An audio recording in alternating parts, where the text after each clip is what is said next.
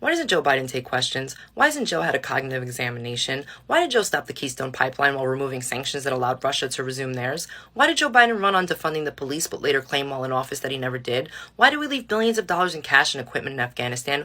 Why are we negotiating with terrorists? Why are we providing them with humanitarian aid? Isn't the billions of dollars in cash enough?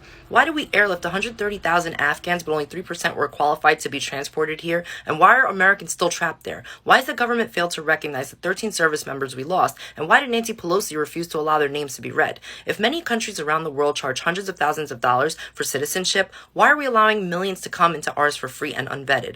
Why hasn't Joe or Kamala been to the border? Why are we allowing child trafficking and drug smuggling there? Why are migrants being kept in horrific conditions in close quarters during a pandemic? Why are members of our administration consistently seen maskless, but children are still forced to wear them for several hours a day? Why are COVID case numbers higher now than they were before we had a vaccine? Why hasn't the FDA or the CDC shared the effectiveness and success of therapeutics against the virus in other countries with us? If remdesivir has proven to be less than 50% effective, why are we still using it here? If this is really about saving lives, why are we not offering free therapeutics to all Americans? Why is Dr. Fauci still employed by the federal government if his emails prove he funded gain of function that led to this pandemic and lied under oath about it? Why haven't we held China accountable yet? Where is the EO that legitimizes the vaccine mandate? Is the federal government allowed to enforce such a mandate? What changed between now and the time Joe, Nancy, Jen, and Kamala all said the government didn't have this power?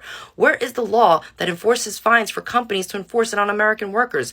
Why is this administration specifically not mandating them for illegal immigrants forcing their way into the country? Why are we providing aid to those illegally coming here when so many Americans are living below the poverty line and are in need? Why is Hunter allowed to sell art for large sums of money to buyers he's allowed to interact with after the White House claimed all buyers would be kept anonymous from him?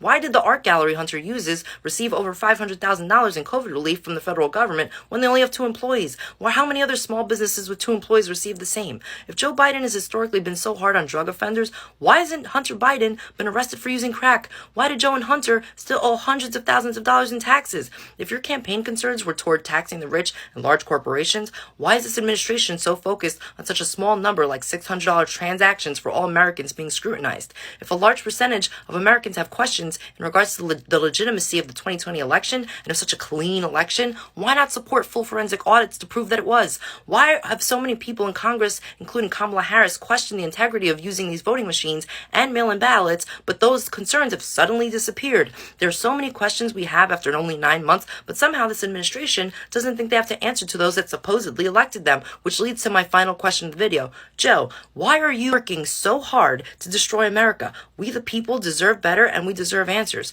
Thanks for listening, and God bless.